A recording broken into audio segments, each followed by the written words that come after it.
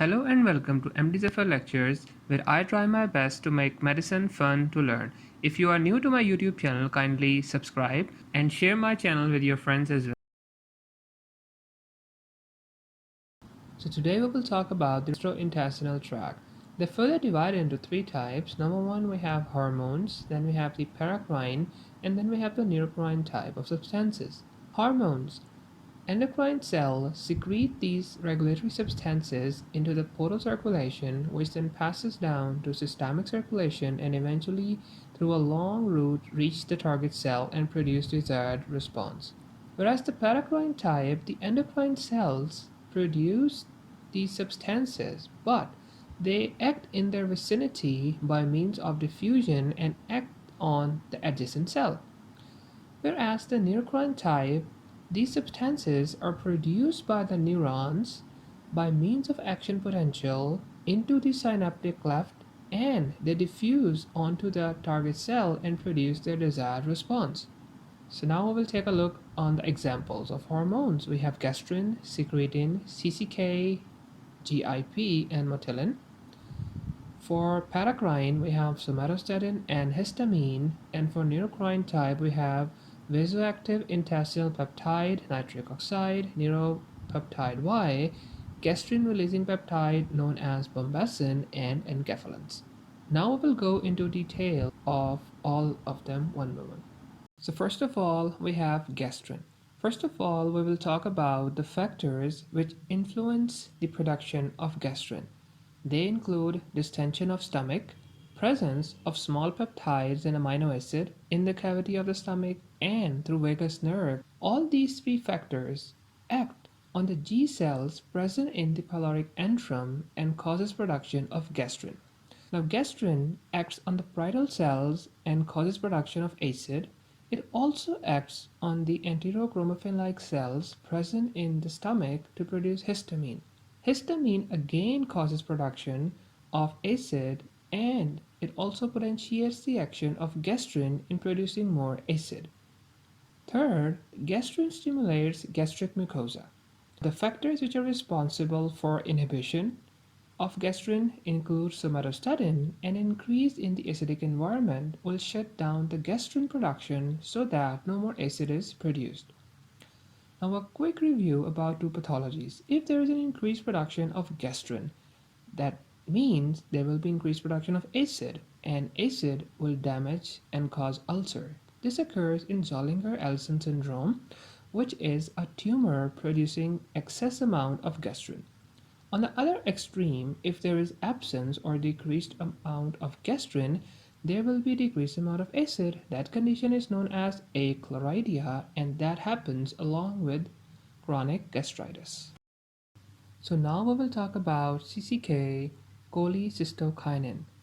Now the factors which, along with fatty acids and monoglycerides, when they act on the eye cells in the duodenum and jejunum, they causes production of CCK. Now CCK acts on the stomach as an inhibitory factor and decreases its motility, whereas it has positive or stimulatory effect on the contraction of the gallbladder and relaxation of the sphincter of Oddi. Now this action allows the bile to be poured into the small intestine and allow the digestion and absorption of fatty acids present in the small intestine. It also acts on pancreas and causes its growth, its enzyme secretion, and specifically bicarbonate secretion. This bicarbonate secretion is actually secretin induced. Like first CCK acts on the production of secretin, and that secretin causes production of bicarbonate. So a mnemonic to memorize the function of CCK. CCK provides time in the small intestine for adequate digestion and absorption. So it delays the gastric emptying, and it allows the bile and all other secretions to be poured into the small intestine. So now we will talk about secretin. Presence of acid and fatty acids in the duodenum stimulates these S cells present in the duodenum to produce secretin. Now secretin has an inhibitory effect on the stomach, so it decreases the acid within the stomach, whereas it has stimulatory effect on pancreas and causes growth of its mucosa as well as bicarbonate secretion. It also has a stimulatory effect on the biliary tract, that is, it increases production of bicarbonate and bile from the biliary tract as well. So to memorize secretin, remember, secretin likes to live in an alkaline environment. That is why it is primarily concerned with more and more bicarbonate and less acid. So now we will talk about GIP, otherwise known as glucose-dependent insulinotropic peptide. The presence of fatty acids, amino acids, and oral glucose act on different cells in the duodenum and jejunum to produce this hormone. Its primary role is to produce insulin and to decrease hydrogen ion secretion. Now, as a result, oral glucose, when given to a patient, has much higher effect in treating hypoglycemia because of production of GIP, and secondary, it also decreases acid within the stomach. We will talk about the remaining hormones. Motilin. Motilin is primarily concerned with motility. It is produced during fasting and it is concerned with migratory motor complex. Then we have leptin. Leptin is concerned with decreased appetite, and ghrelin is concerned with an increased appetite. C. We have leptin. Leptin has an L. Remember, when a leopard is behind you, you only think of running, you cannot think of eating. Whereas ghrelin has an H. So when you're home, you're in your comfort zone, you can very easily think about eating and your appetite will increase. Then we have pancreatic polypeptide. It decreases pancreatic secretions. Remember, poly means complex. So whenever there's some complexity, it will crash the system and it will decrease pancreatic secretions. Whereas glucagon-like peptide 1 is concerned with increased insulin secretion. So now we will talk about the paracrine hormones. As we've already discussed, they are produced by the endocrine cells and through diffusion they go into the adjacent cell and produce their action. They are two in number, somatostatin and histamine. Whenever there is increased production of acid within the GI tract, that is specifically stomach, and when small amount enters into the duodenum, somatostatin is produced.